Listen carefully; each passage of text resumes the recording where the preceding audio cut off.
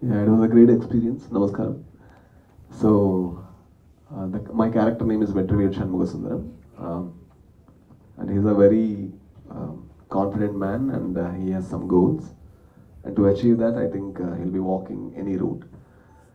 And to play such a big role in front of such a big legend was a little scary and, of course, intimidating. പക്ഷേ അവരൊരു നല്ല ഒരു accompany ചെയ്യുള്ള ഒരു ആക്ടറാണ്. He always teaches you to, like, if you are a little uncomfortable, he senses it and he makes you comfortable.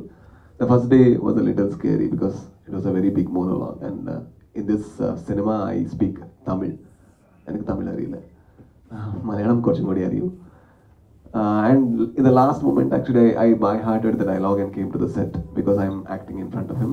I was already a little scared, and then suddenly director asked me to speak in Malayalam. And that was almost like, one-page monologue, and sir was doing nothing in the scene, staring at me because that was his scene. Now you need to speak Malayalam in front of the legend. And I knew that, like, am I speaking all right? Like, is it fine and everything? And then fortunately he could sense that, like, I'm a little uncomfortable and little conscious. Then he actually, casually, this can be told like this can be told like this, and he guided me. And then I could sense that he's not judging me. Now I can actually do better. So that is how, like, it was a very good experience. And the whole technician list, they were very passionate. And even though I am a director, it was a film school for me because the way they are operating, the way he had written, I was learning and observing everything because it's a big canvas. I have never worked in this big canvas. So it was a great experience. Thank you so much. And we have Anjali Pooana.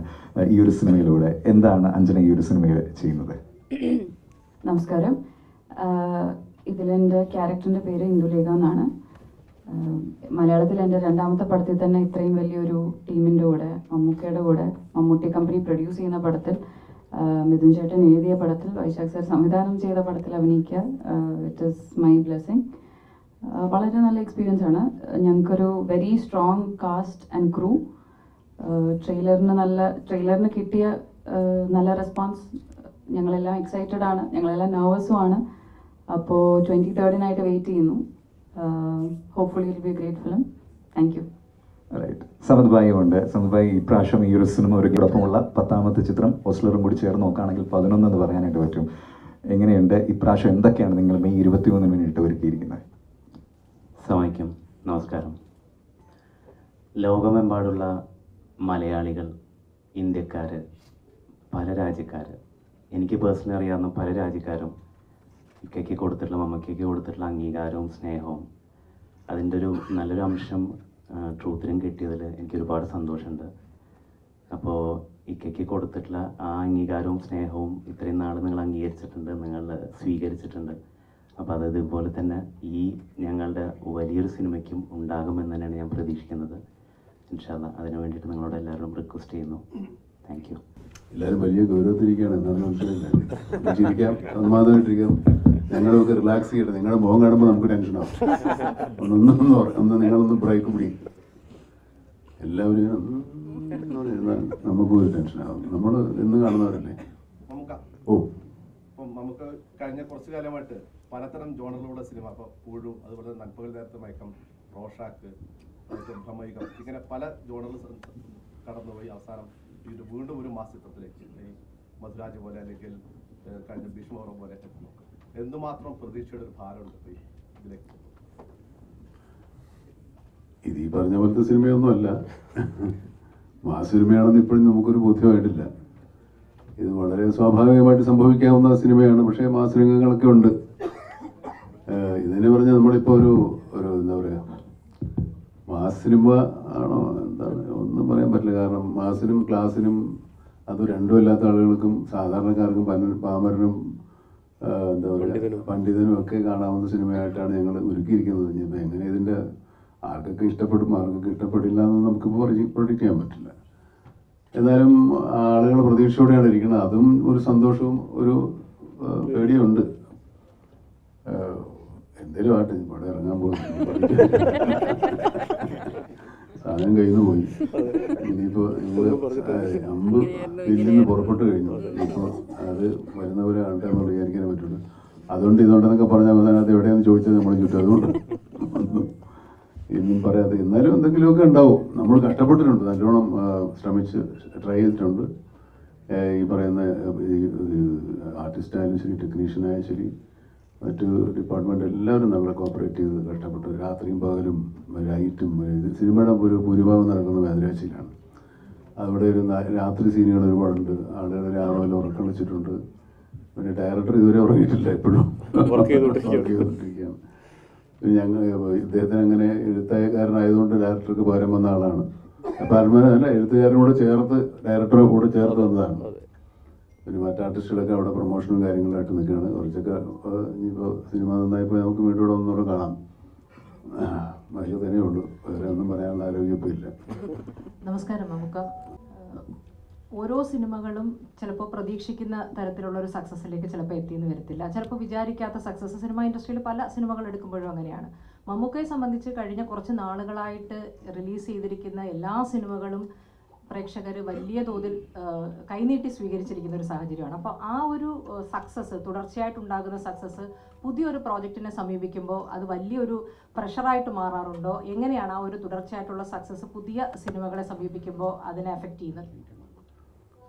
Success നമ്മൾ തലയിൽ കേട്ടായിരുന്നാൽ മതി. പഴയ നോർമലായിട്ടിരുന്ന ടെൻഷനൊന്നുമില്ല.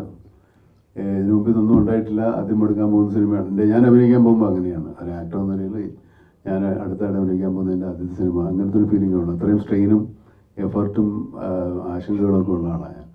Cinema success ആകുക, success ജീവിതത്തിലും നമ്മുടെ പരാജയങ്ങളും വിജയങ്ങളും ജീവിതത്തിലുണ്ടാവും, അത് സിനിമയെപ്പോഴും ഉണ്ടാവും.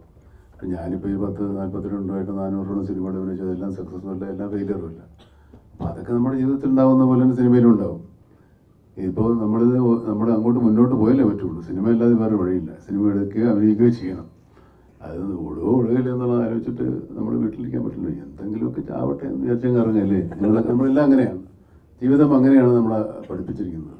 മുന്നോട്ടുള്ള യാത്രയിൽ ഒരുപാട് പ്രതിസന്ധികളോ വിജയങ്ങളൊക്കെ ഉണ്ടാകാം. അത് നിങ്ങളെ സന്തോഷിപ്പിക്കുകയും ആവേശം കൊള്ളിപ്പിക്കുകയും സങ്കടപ്പെടുത്തുകയും നിരാശപ്പെടുത്തുകയും ചെയ്താൽ പോലും നമ്മുടെ ജീവിതം മുന്നോട്ട് തന്നെ പോവുകയാണ്. ഞാൻ ഒരുപാട് ഫിലോസഫിയായിട്ട് നമുക്ക് ബാനറുകൾ നോക്കിയിട്ടായിരുന്നു എല്ലാവരും സിനിമക്ക് പോയിരുന്ന ഒരു കാലം ഉണ്ടായിരുന്നല്ലോ. അതിപ്പോ വീണ്ടും തിരിച്ചു വരുന്നത് പോലെയാണ് തോന്നുന്നത്. ഇപ്പോൾ മമ്മൂട്ടി കമ്പനി സിനിമ എല്ലാവർക്കും ഒരു പ്രതീക്ഷയുണ്ട്. അതുപോലെ അതെ, മമ്മൂട്ടി കമ്പനി എന്ന് പറഞ്ഞ എൻ്റെ പേര് ഉപയോഗിച്ചിട്ടുണ്ടായിരുന്നത്. പക്ഷെ ആ ഒരു വലിയ ബാധ്യതയുണ്ട് സിനിമയ്ക്ക്. എന്ന് വെച്ചാൽ ഈ ആളുകളുടെ നമ്മുടെ കുറച്ച് നല്ല സിനിമകളൊക്കെ അഭിനയിച്ചിട്ടുണ്ടല്ലോ ഈ കൂടെ. അപ്പോൾ അതുപോലെ നമ്മൾ ഇറക്കുമ്പോൾ നമ്മൾ നല്ല സിനിമകളായിരിക്കും എന്നുള്ളൊരു പ്രതീക്ഷയുണ്ട്. അതും ഒരു വലിയ ചുമതലയാണ്. ബാധ്യതയാണെന്ന് ഞാൻ പറയുന്നത്. അതൊരു ചുമതലയായിട്ടാണ് ഞാൻ കണക്കാക്കുന്നത്. അത് നന്നാക്കി എടുക്കേണ്ട ഒരു ചുമതലയുണ്ട് എനിക്ക്. കാരണം വിശ്വാസമുള്ളത് കൊണ്ടാണല്ലോ നമ്മുടെ അടുത്ത് വരുന്നത്. വിശ്വാസം നമ്മൾ ബാധ്യതയല്ല. അപ്പോൾ നമ്മൾ അവരോട് ചുമതലയാണ് നന്നാക്കി എടുക്കുന്നത്. അതിനുള്ള ശ്രമങ്ങളൊക്കെ നമ്മൾ നടത്തുന്നുണ്ട്. ഈ പറയുന്ന പോലെ അത്യാവശ്യം ഞാനും ഒക്കെ ഉറ കളിക്കുന്നുണ്ട്.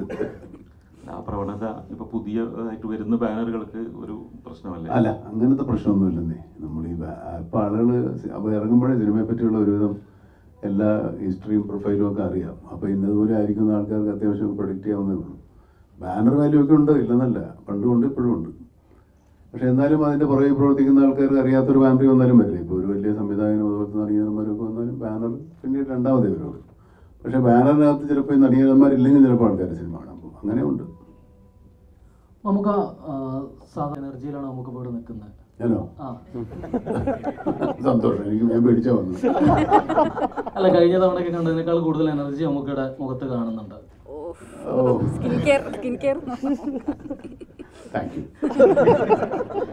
മിഥുനോടാണ്. പിന്നെ മിഥുൻ, ഈ സിനിമയിൽ മമ്മൂക്കയുടെ ഫൈറ്റ് സീനുകൾ അതുപോലെ തന്നെ മറ്റു ആക്ഷൻ സീനുകളൊക്കെ ഭയങ്കര എനർജിയാണ് കാണാനുള്ളത്. ഇപ്പോൾ ട്രെയിലർ കണ്ട സമയത്തൊക്കെ. അപ്പോൾ ഇതിൽ മിഥുനായിട്ട് എന്തെങ്കിലും എക്സ്ട്രാ എഫേർട്സ് എടുത്തിട്ടുണ്ടോ? മമ്മൂക്കയുടെ ഒരു നടൻ എന്നുള്ള നിലയ്ക്ക് മിഥുൻ്റെ മുന്നിലുള്ള വെല്ലുവിളികൾ എന്തൊക്കെയായിരുന്നു? ഞാൻ സത്യം പറഞ്ഞാൽ മമ്മൂട്ടി കമ്പനിയുടെയും മമ്മൂട്ടിയുടെയും വൈശാഖേട്ടൻ്റെയും പുറകിൽ ഒളിച്ചു നിൽക്കുന്ന ഒരാളാണ്. റിയാലിറ്റിയിൽ അതാണ് സത്യം. കാരണം നമ്മൾ എഴുതി കൊടുത്ത് ഇവിടെ ഒരു ആക്ഷൻ സംഭവിക്കുന്നു, അതിൻ്റെ പ്രീയും അതിൻ്റെ പോസ്റ്റും അല്ലേ നമുക്ക് എഴുതാൻ പറ്റുള്ളൂ. അപ്പോൾ ഈ ആക്ഷൻ ഇങ്ങനെ ഒരു സിറ്റുവേഷൻ ഉണ്ട്. ഇവിടെ സംവിധായകന്റെ പ്രതിനിധിയായി വന്നു എന്നുള്ളതാണ്. അതെ, കുഴപ്പമില്ല, പറയാം. അപ്പോൾ അങ്ങനെ എഴുതി കൊടുക്കുമ്പം സംവിധായകൻ കൂടെയാണ്. അതെ. അപ്പോൾ ഇത് നമ്മൾ എഴുതി കൊടുക്കുന്നു, നമുക്ക് അതിൻ്റെ അടുത്ത് പറയുന്നു, വൈശാഖ് സ്ക്രിപ്റ്റ് ലോക്ക് ചെയ്തതിന് ശേഷം ഈ ആക്ഷൻ സീക്വൻസ് അദ്ദേഹമാണ് ഡിസൈൻ ചെയ്യുന്നത്. അപ്പം വൈശാഖേട്ടനും ഷമീർ മുഹമ്മദും നമ്മുടെ സ്റ്റണ്ട് മാസ്റ്റർ ഫീനിക്സ് പ്രഭു എല്ലാം ചേർന്ന് നമ്മൾ കുറച്ച് റിഹേഴ്സ് ചെയ്ത് ഇത് ഫൈറ്റ് ഷൂട്ട് ചെയ്ത് ശേഷം മമ്മൂക്കെ കൊണ്ടുവന്ന് കാണിച്ച് ഇത് ഇങ്ങനെയൊക്കെയാണ് നമ്മൾ എടുക്കാൻ പോകുന്നത്. മമ്മൂക്ക് അതിന് വേണ്ടി വളരെ ആവേശത്തോടു കൂടി നന്നായി കഷ്ടപ്പെട്ട് എല്ലാവരും കൂടി ചെയ്തതാണ് ഇതിലെ ഫൈറ്റ് സീക്വൻസ്. അപ്പോൾ അതിലെ ഫൈറ്റ് നമ്മൾ നേരത്തെ ഷൂട്ട് ചെയ്തിട്ടുണ്ട്, ഞാനില്ലാതെ. നമ്മൾ ബാക്കിയുള്ള എല്ലാം ഡമ്മി ആക്ടേഴ്സിനെ വെച്ച് ഷൂട്ട് ചെയ്തിട്ടാണ്. ആ സീനുകളാണ് ഷൂട്ട് ചെയ്യുമ്പോൾ നമുക്കറിയാം ഇനി അടുത്ത് വരാൻ പോകുന്നത് എന്താണ്, നമുക്ക് അടുത്ത ഷോട്ട് എന്താണെന്ന് നമുക്കറിയാം. അപ്പോൾ ഒരുപാട് എക്സസൈസോ പ്രാക്ടീസോ ഒക്കെ അധികം വേണ്ടി വന്നില്ല. ഇങ്ങനെ കിടകിടാന്ന് എടുക്കും. പക്ഷേ 1-2 പ്രാവശ്യം എടുത്ത ഫൈറ്റൊന്നും അത്ര ശരിയാവില്ല. നന്നായി കഷ്ടപ്പെട്ടിട്ടുണ്ട്. അതാണ് നിങ്ങൾ കാണുന്നത്. ആ ആക്ഷൻ സീക്വൻസിൽ എനർജിയൊക്കെ നമ്മളിപ്പോൾ ഡിസൈൻ ചെയ്ത് കൊണ്ടുവന്ന് ഇദ്ദേഹം അത് വളരെ കഷ്ടപ്പെട്ട് എല്ലാവരും ചേർന്ന് ചെയ്തതാണ്. അപ്പം പ്ലാനിങ് ഉണ്ടായിരുന്നു അതിൻ്റെ പുറകിൽ. അതുപോലെ തന്നെ ഇപ്പോൾ താങ്കളുടെ ഇപ്പോൾ കഴിഞ്ഞ കുറേ സിനിമകൾ താങ്കൾ ബാക്ക് ചെയ്ത ഒരുപാട് സിനിമകൾ ഇപ്പം സസ്പെൻസ് ത്രില്ലറാണ്. അതുപോലെ തന്നെ ഇപ്പോൾ ടെർബോ പോലെയുള്ള സിനിമകളാണ്. ആട് പോലെയുള്ള ഒരു സിനിമ ഇനി തീർച്ചയായും അനൗൺസ് ചെയ്തല്ലോ. ആട് 3 ഞാൻ സംവിധാനം ചെയ്ത അടുത്ത സിനിമ ആട് 3 ആയിരിക്കും. ഓക്കെ, അടുത്ത് വരും. ഇവിടെ ഓവർസീസിലൊക്കെ വ്യാപകമായി റിലീസ് ചെയ്യുന്നുണ്ട്. ജർമ്മനിയിൽ വലിയ കൂടുതൽ തിയേറ്ററുകളും ഷോകളൊക്കെ ഉണ്ടെന്ന് പറയുന്നുണ്ട്. അപ്പം നമ്മളിപ്പം മലയാള സിനിമയുടെ ഈ 2024 ഫസ്റ്റ് ക്വാർട്ടറിൽ എത്തുമ്പോൾ തന്നെ 1000 കോടിയുടെ കണക്കുകളൊക്കെ വരുന്നുണ്ട്. അപ്പോൾ ഇതൊക്കെ മൊത്തത്തിൽ മലയാള സിനിമയെ എങ്ങനെ ബൂസ്റ്റപ്പ് ചെയ്യും സാമ്പത്തികമായി? തീർച്ചയായും വലിയ ആവേശമല്ലേ നമുക്ക് തരുന്നത്. ഇപ്പോൾ മഞ്ഞുമൽ ബോയ്സ് ആയാലും പ്രേമലു ആണെങ്കിലും ഇപ്പം ഇദ്ദേഹത്തിൻ്റെ ഭ്രമയുഗമാണെങ്കിലും ആവേശം ഒരുപാട് സിനിമകൾ ഇങ്ങനെ നമ്മുടെ ബോക്സ് ഓഫീസിൻ്റെ പരിധികൾ ഇങ്ങനെ ഈ പറഞ്ഞ പോലെ എക്സ്പാൻഡ് ചെയ്തുകൊണ്ട് പോയിക്കൊണ്ടിരിക്കുകയാണ്. അപ്പോൾ അത് ഇനി നമ്മൾ ചെയ്യുന്ന സിനിമകൾക്കും പിന്നാലെ വരുന്ന സിനിമാ പ്രവർത്തകർക്കും മറ്റു ഭാഷയിൽ നമ്മുടെ സിനിമകൾ സ്വീകരിക്കപ്പെടുക എന്നൊക്കെ പറയുന്നത് ഒരു വലിയ എനർജി തന്നെയാണ്. പിന്നെ ഇൻഡസ്ട്രിയിൽ പണം വന്ന് വീഴുക എന്ന് പറയുന്നത് എന്തുകൊണ്ടും തിയേറ്റർ വ്യവസായത്തിനും നടീനടന്മാർക്കും ടെക്നീഷ്യന്മാർക്കും എഴുത്തുകാർക്കും എല്ലാവർക്കും നല്ലതല്ലേ. അപ്പോൾ തീർച്ചയായും മലയാള സിനിമയുടെ ഏറ്റവും നല്ല വർഷത്തിലൂടെയാണ് കടന്നു പോകുന്നതെന്ന് സിനിമാ പണ്ഡിറ്റുകൾ പറയുന്നു. അത് ഒരുപാട് സന്തോഷം. ഇതിങ്ങനെ എല്ലാ വർഷവും ആവർത്തിക്കട്ടെ എന്ന് ആഗ്രഹിക്കുന്ന ഒരാളാണ് ഞാൻ. നമ്മുടെ സിനിമ മാത്രമല്ല, എല്ലാവരുടെ സിനിമകളും വലിയ വിജയങ്ങളാവട്ടെ, പ്രേക്ഷകർ നിരന്തരം തിയേറ്ററുകളിലേക്ക് എത്തട്ടെ, മറ്റു ഭാഷകളിൽ മലയാള സിനിമ ഇപ്പോൾ സ്വീകരിക്കപ്പെട്ടതിൽ കൂടുതൽ സ്വീകരിക്കപ്പെടട്ടെ എന്നൊക്കെയുള്ളതാണ് നമ്മുടെ ആഗ്രഹം. അത് ഇനിയിപ്പം ആ ലെവലിലൊക്കെ ആയിരിക്കും ആൾക്കാർ പ്രൊജക്ടുകൾ ഡിസൈൻ ചെയ്തുകൊണ്ട് വരിക. നല്ലതാണ്. എന്തുകൊണ്ട് പേടിയോടുകൂടി തന്നെയാണ് റിലീസ് ചെയ്യാൻ പോകുന്നത്. അവർ പറയുകയും ചെയ്തു. പിന്നെ മമ്മൂക്കയുടെ സിനിമ വരുന്നുണ്ട്. അപ്പോൾ അതിനോടൊന്നും നമുക്ക് ഫൈറ്റ് ചെയ്യാൻ പറ്റില്ല. അങ്ങനെയൊന്നും നമുക്ക് പറ്റില്ലെന്നേ.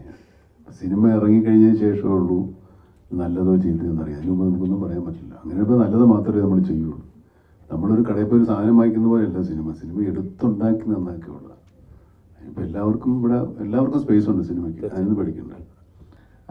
മമ്മൂക്ക സമീപകാലത്തായുള്ള സിനിമകൾ നോക്കിയാൽ ഇപ്പോൾ നൻപകൽ നേരത്തെ മയക്കം, കണ്ണൂർ സ്ക്വാഡ്, അത് കഴിഞ്ഞ് ഭ്രമയുഗം, ഇപ്പോൾ ടർബോയിലോട്ട് വരുമ്പോൾ ഓരോന്നിനും പുതുമയ്ക്കായി എപ്പോഴും ചെവി കൊടുക്കുന്നു. അതിപ്പോൾ പുതുമുഖ എഴുത്തുകാരായാലും സംവിധായകരായാലും അവർക്ക് കൈ കൊടുക്കുന്നു. അപ്പം ഈ ഒരു നിർബന്ധമതി വ്യക്തിപരമായി അത് ഉണ്ടോ?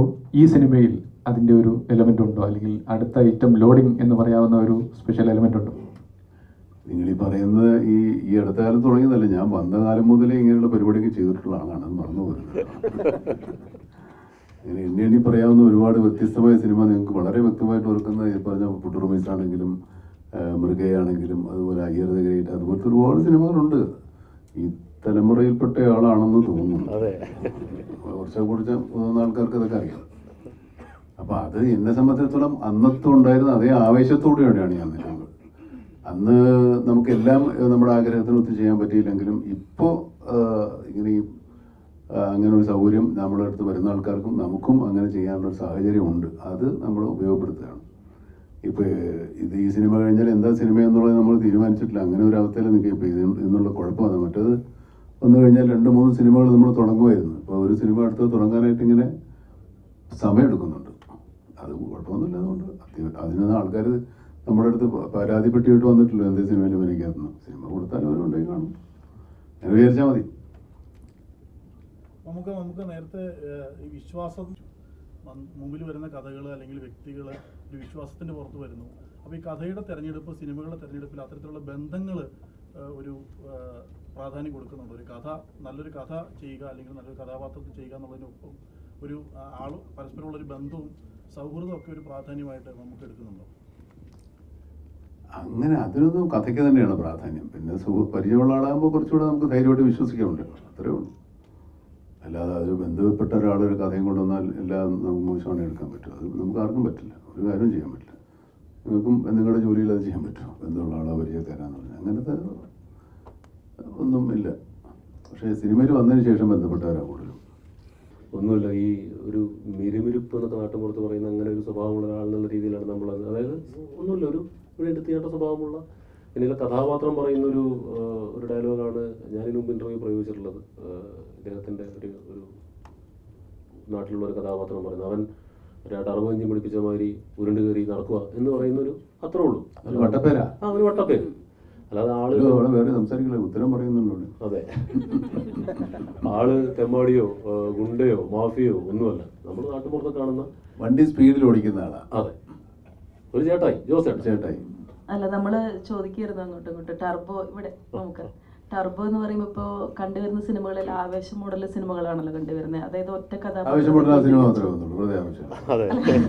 ഒറ്റ കഥാപാത്രത്തെ കേന്ദ്രീകരിച്ചുകൊണ്ടാണല്ലോ കറങ്ങുന്നത്. ഇപ്പൊ നായിക എന്നുള്ള സങ്കല്പമൊക്കെ ഏറെക്കുറെ പോയൊരു അവസ്ഥയിലേക്കാണ് പോകുന്നത്. അപ്പൊ ഈ സിനിമയും ഇപ്പൊ ടർബോനെ കുറിച്ച് ഇപ്പൊ ചോദിച്ചപ്പോ ഈ സിനിമയും ഏതാണ്ട് അങ്ങനെ തന്നെയാണോ? ഈ സിനിമയുടെ മെയിൻ കുഴപ്പം മുഴുവൻ ഉണ്ടാക്കുന്ന ഈ നായിക. ഇവര് തമ്മിൽ കാമുകന്മാരോ പെങ്ങളോ സിസ്റ്ററോ സഹോദരിയോ ആങ്ങളെയോ അമ്മയോ ഒന്നുമല്ല, നോ ബന്ധം. പെടുത്തണത് അയാളെ കൊണ്ട്. സിനിമ കാണുമ്പോൾ മനസ്സിലാവും നായികക്കാണ് പ്രാധാന്യം. ഓ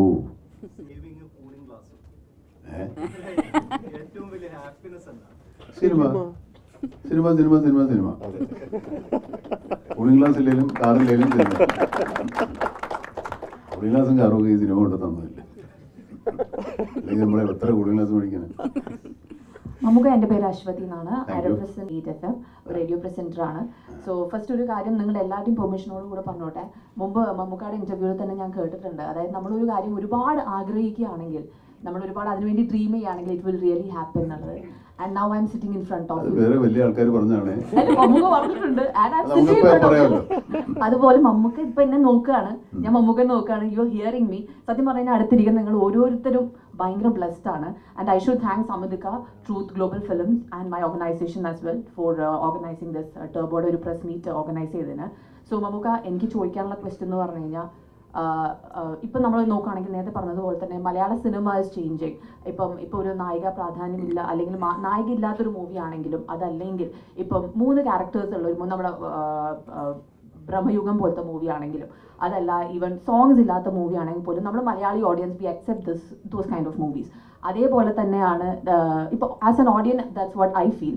അപ്പോൾ മമ്മൂക്ക ആസ് എൻ ഓഡിയൻ എന്ന നിലയിൽ നമ്മുടെ മറ്റ് മലയാള മൂവീസ് നോക്കുകയാണെങ്കിൽ what do you feel? Is it the audience മാറുകയാണോ അതോ മലയാള സിനിമയാണോ മാറുന്നത്? ഓഡിയൻസ് മാറിയാലും സിനിമ മാറുള്ളൂ. ഓഡിയൻസ് ആണ് സിനിമ മാറ്റുന്നത്. കൊള്ളില്ലാത്തത് കാണാതിരിക്കും, നല്ലത് കാണുമ്പോൾ നാച്ചുറലി സിനിമ നന്നാവും. നല്ല ഓഡിയൻസ് ഉള്ളിടത്തേ നല്ല സിനിമ ഉണ്ടാവുള്ളൂ, അതിനൊന്നും തർക്കമൊന്നുമില്ല. നമ്മുടെ ആളുകൾ നല്ല സിനിമയെ പ്രോത്സാഹിപ്പിക്കുന്നത്, നല്ല സിനിമ കാണാൻ വരുന്നത് കൊണ്ടാണ് നല്ല സിനിമ ഉണ്ടാവുന്നത്. മറ്റു ഭാഷകളിൽ കണ്ടില്ല, അവർക്ക് ഓഡിയൻസിനെ അറിയാത്തതുകൊണ്ടാണ് ചിലപ്പോൾ അവർ പരാജയപ്പെട്ടു പോകുന്നത്. ഓഡിയൻസ് ആണ് സിനിമയെ നിയന്ത്രിക്കുന്നത് പൂർണ്ണമായിട്ടും. Just one more question to Mithun Chetan and Rajvi Shetty sir. Of course, പാത്രം എന്ന് പറയുമ്പോൾ നോർമൽ നമ്മൾ കണ്ടിട്ടുള്ളത് കുറച്ച് ജയന്റ് ആണ്, കുറച്ച് ഹെവി ആണ്, അങ്ങനെയൊക്കെ. ഈ ഒരു വില്ലൻ എന്ന് പറയുമ്പോൾ ഒറിജിനൽ വില്ലന്മാരൊക്കെ ഇതിനേക്കാളും ചെറുതാണ്. സത്യം പറഞ്ഞാൽ ഞാൻ കണ്ടിട്ടില്ല. പരിചയമുള്ള ആൾക്കാർ ചോദിച്ചു നോക്കും, നല്ല ഗുണ്ടേക്കാൾ. അപ്പൊ നമ്മുടെ ആൾക്കാർ പറപ്പിക്കുന്നത്. അതെ, അപ്പൊ വില്ലൻ ഇവിടെ ഷർട്ടും മുണ്ടും ഷോളൊക്കെ ആയിട്ടാണ്.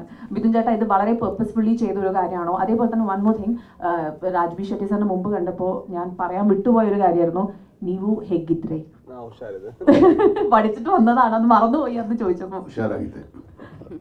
അല്ല, എന്തുകൊണ്ട് ഇദ്ദേഹത്തെ കാസ്റ്റ് ചെയ്യുന്നുള്ളതിന് എനിക്ക് ഒറ്റ മറുപടി ഉള്ളൂ, ആളെ വേണ്ടത്ര പരിചയമില്ല എന്ന് തോന്നുന്നു.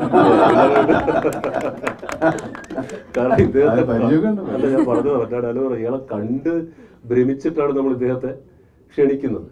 ഗരുഡഗമനെ കണ്ട് നമ്മൾ ഇങ്ങനെ ഇതാരാണ് ഇയാൾ എന്നുള്ള അന്തം വിടലിലാണ് ഇദ്ദേഹത്തെ നമ്മൾ ഈ സിനിമയിലേക്ക് ക്ഷണിക്കുന്നത്. ഇദ്ദേഹം ഇങ്ങനത്തെ ഒരു സിനിമ, ഇങ്ങനത്തെ ഒരു ക്യാരക്ടർ ചെയ്യുമെന്ന് പോലും നമുക്കറിയില്ലായിരുന്നു. കാരണം അദ്ദേഹം ചെയ്ത സിനിമകളുടെ പാറ്റേൺ നമുക്കറിയാലോ.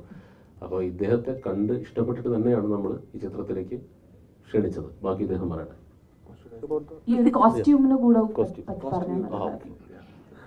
ഇത് ഇദ്ദേഹം ഇപ്പം നമ്മൾ വില്ലന്മാരെ പല രീതിയിൽ ക്യാരക്ടർ അധികം പറയുന്നില്ല, പല രീതിയിൽ വില്ലനായിട്ടല്ലേ ഇങ്ങനത്തെ ഒരാള്. അതെ, നമുക്ക് പക്ഷേ അയാള് നമ്മൾ പറയുന്ന പോലെ അല്ലെങ്കിൽ അത്ര നന്മകളായിരിക്കില്ല, അയാളുടെ ഭാഗത്ത് അയാളുടെ റൈറ്റ് ആണ്. അതെ, അപ്പോൾ കോസ്റ്റ്യൂം നമ്മൾ ഒരു ഇദ്ദേഹത്തിന് കണ്ടിട്ടില്ലാത്ത സ്യൂട്ട് കൊടുക്കണോ പാൻറ്റ് കൊടുക്കണോ എന്നൊക്കെയുള്ള ആളുകളപ്പോൾ ഒരു കാര്യം ചെയ്യാം, നമുക്ക് മുണ്ടും ഈ പറഞ്ഞ പോലെ ഒരു ഷർട്ടും ആ ഹെലികോപ്റ്ററിലൊക്കെ വരുന്നതിൻ്റെ കോൺട്രാസ്റ്റ് പിടിക്കാമെന്ന് വിചാരിച്ചു. അതിൻ്റെ കൂടെ ഒരു തുണ്ടും ഒക്കെ കൊടുത്ത് അങ്ങനെ കോൺട്രാസ്റ്റ് പിടിക്കാമെന്ന് വിചാരിച്ചു. അപ്പോൾ വൈശേട്ടൻ അത് ഓക്കെ എന്ന് പറഞ്ഞു. അങ്ങനെ വൈശേട്ടൻ കോസ്റ്റ്യൂം ഒക്കെ പറഞ്ഞ് എല്ലാം സെറ്റ് ചെയ്ത് കഴിഞ്ഞപ്പോഴാണ് ഇദ്ദേഹം ആക്ച്വലി നടക്കുന്നത് ആ കോസ്റ്റ്യൂമിൽ. കളർ മാത്രമേ മാറ്റുള്ളൂ. അപ്പോൾ അത് ഇദ്ദേഹത്തിൻ്റെ കോസ്റ്റ്യൂം വളരെ യാദൃശ്ചികമായിട്ട് നമ്മൾ ഡിസൈൻ ചെയ്തതിൽ ആയിപ്പോയതാണ്. സ്വന്തം കോസ്റ്റ്യൂം തന്നെയാണ് അപ്പോൾ യൂസ് ചെയ്തത്? അല്ല, മമ്മൂട്ടി കമ്പനി കൊച്ചാണ്.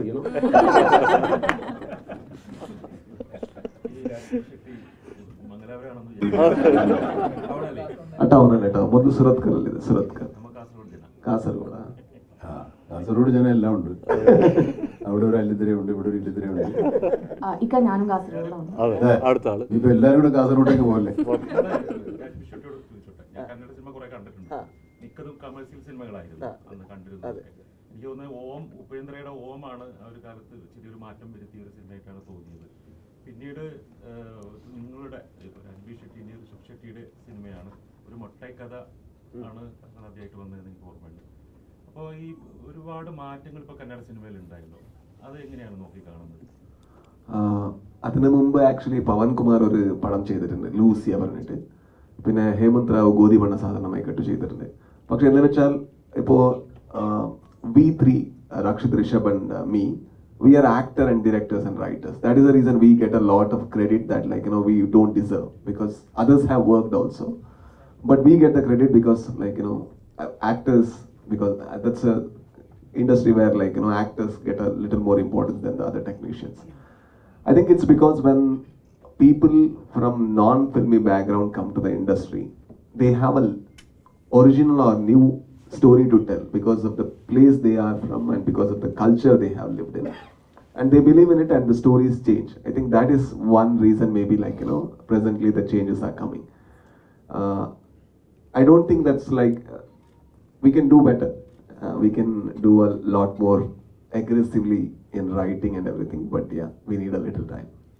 ഗിരീഷ് കാസർഗോഡിലേക്ക് ഉണ്ടായിരുന്നതാണ് ഒരുപാട്. ഗിരീഷ് കാസർഗോഡ് വി കാരന്തൊക്കെ എടുത്ത Kannada സിനിമകളുണ്ട്. For example, Avesham was a super duper hit, and Premalu was a very good hit, and Manjumal Boys received very well, and even with the Turbo, the enquiry for the distribution is very good there, and it is gone, sir. I think it's not anymore language cinemas. It is about good cinemas or bad cinemas. If it is good, it will be received in Chennai and Telugu speaking states as well. So if it is bad, it is not at all received in your own state. I think that is the only criteria right now. Hi Anjana. Anjanaയെ സംബന്ധിച്ചോളം അതൊരു acting experience ആണ്. എങ്ങനെയുണ്ടായിരുന്നു ടർബോയിൽ acting experience with the mega star? എവിടെ നിന്ന് തുടങ്ങണ്ടെന്ന് ആലോചിക്കുക.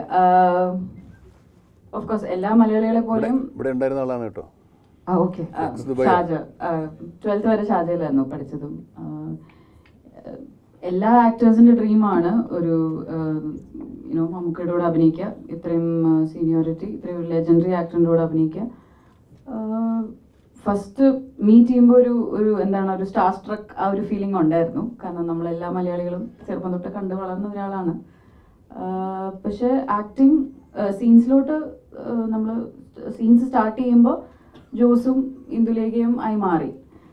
അപ്പോൾ then രാജ പറഞ്ഞ പോലെ തന്നെ മമ്മൂക്ക എല്ലാ ആക്ടേഴ്സിനെയും കംഫർട്ടബിൾ ആക്കുന്ന ഒരു ആളാണ്, സജഷൻസ് പറയുന്ന ഒരാളാണ്. ഇപ്പോൾ ലുക്സ് സസ്റ്റെയിൻ ചെയ്യുക, അല്ലെങ്കിൽ ഡയലോഗ് കുറച്ചുകൂടെ നീട്ടി പറയുക, അങ്ങനത്തെ കുറേ കാര്യങ്ങൾ പറഞ്ഞു തരുന്ന ആളാണ്. He's very open to conversations. അപ്പം എന്താണ് ഒരു അടിപൊളി എക്സ്പീരിയൻസ് ആയിരുന്നു. വഴക്ക് കിട്ടിയിട്ടുണ്ടോ? ഷോർട്ട് ടെമ്പേർഡ് ആയില്ലേ? എനിക്ക് വെറുതെ പറയുന്നതായിരിക്കും. അല്ലല്ലേ, വെറുതെ പറയുന്ന അങ്ങനെയൊന്നുമില്ല. ഒരു ക്ലൈമാക്സ് ഒരു പോർഷനിൽ എനിക്ക് ചെറിയ പിച്ചെന്ന് പറയാനല്ല, ഇങ്ങനെ ഇങ്ങോട്ട് നോക്കാനല്ലേ പറഞ്ഞത്, എന്തിനാ അങ്ങോട്ട് നോക്കി അങ്ങനെ ഒരു Mine is different. Okay. So sir was a little angry because when you do fights and all, it is very normal because it's very hard work as well, and it was very late night. And he was speaking to someone with the same tone, and I didn't know what to do. I'm standing, and there is chair, and I'm standing, and I don't want to sit. Okay, and he sat, and I didn't want to go next to him, and I'm just acting as if I'm looking around, and he said, what are you doing? I'm like, no sir, I'm like, sir. Okay. But he was teasing me, he was not scolding him. And I'm like, oh, okay, thank you. മിഥുന് കിട്ടി ഇനി cinema കഴിഞ്ഞിട്ടായിരിക്കും. And one more question. പറയാനാണോ? പറഞ്ഞു. വേറൊരു കാര്യം, ഇപ്പൊ നിങ്ങൾ ഈ പുതിയ ആളുകളോടൊക്കെ മമ്മൂക്കയോടുള്ള അഭിനയങ്ങൾ എന്തായിരുന്നു, എങ്ങനെ ഉണ്ടായിരുന്നു എന്ന് ചോദിക്കുമ്പോൾ നിങ്ങൾ മനസ്സിലാക്കേണ്ട ഒരു കാര്യം, മറ്റേ പുതിയതായിട്ട് ഒരു ക്യാമ്പസിലേക്ക് വരുമ്പോഴത്തേക്കും അവരെ റാഗ് ചെയ്യാൻ നിൽക്കുന്ന സീനിയറിനെ പോലെ നിൽക്കുന്ന ഒരാളൊന്നുമല്ല മമ്മൂക്ക. ഇവരെ പരമാവധി ഇവർ പറഞ്ഞ പോലെ പ്രോത്സാഹിപ്പിച്ച് അവർക്ക് ധൈര്യം കൊടുത്ത് അവരുടെ മാക്സിമം ഔട്ട് കംഫർട്ടബിൾ ആയിട്ട് എടുക്കാൻ ശ്രമിക്കുന്ന ഒരാളാണെന്ന് മാത്രം ഇവിടുന്ന് പറയുകയാണ്. ഓക്കെ, ഇവരുടെ കൂടെ അഭിനയിച്ചപ്പോ എന്റെ എക്സ്പീരിയൻസ് എന്തായി? ഞാനത് ചോദിക്കാൻ റിവേഴ്സ് ഞാൻ വരികയായിരുന്നു. എങ്ങനെ ഉണ്ടായിരുന്നു മമ്മൂക്ക ഇവരുടെ ഒക്കെ അഭിനയിച്ചപ്പോഴത്തേക്കും? നല്ല സ്വീറ്റ് ആൾക്കാർ, നല്ല ആൾക്കാരാണ്. ഒരു ജാടയില്ല, ഒരു കുഴപ്പമില്ല, നുള്ളുമില്ല. ഇവര് പറയുന്നേട്ടാ ഞാൻ സ്കൂൾ മാഷം കൂടെ നുള്ളി. അല്ല, പക്ഷെ ഞങ്ങൾ ഭയങ്കര എക്സൈറ്റഡ് ആണ്. ഇപ്പൊ ലാലേട്ടനാണെങ്കിലും മമ്മൂക്കയുടെ ഒപ്പം അഭിനയിക്കുമ്പോ അവർക്ക് കിട്ടുന്ന ആക്ടിങ് എക്സ്പീരിയൻസ്, അതുകൊണ്ടാണ് ഞാൻ ചോദിച്ചത് എങ്ങനെ ഉണ്ടായിരുന്നു. വേറൊരു കാര്യമുണ്ട്, നമ്മളിപ്പോ 42 വർഷമായി സിനിമയിൽ. ഇപ്പൊ നമുക്ക് ഇവരെയൊക്കെ കൂടെ അഭിനയിക്കാൻ പറ്റുന്നുണ്ടല്ലോ, അതൊരു ഭാഗ്യമല്ലേ? ശരിയാണ്, അങ്ങനെയുണ്ട്. ഇല്ല, വൈശാഖ് സാർ എൻ്റെ അടുത്ത് പറഞ്ഞായിരുന്നു, ഒരു നമ്മളൊരു യൂണിവേഴ്സിറ്റി പോകുന്ന പോലെയാണ്, ഒരു PhD എടുത്ത ഒരാളുടെ അടുത്ത് അഭിനയിക്കുന്ന പോലെയാണ്. അപ്പൊ നമുക്ക് അറ്റ് വൺ ഗോ എല്ലാ ഇൻഫർമേഷനും കളക്ട് ചെയ്യാൻ പറ്റില്ല, കുറച്ചായിട്ടേ പഠിച്ചു വരാൻ പറ്റുള്ളൂ. PhD ഒന്നുമില്ല, ഞാൻ 10ാം ക്ലാസ് തോറ്റാ. ഞാൻ പഠിച്ചോണ്ടിരിക്കല്ലേ നിങ്ങളുടെ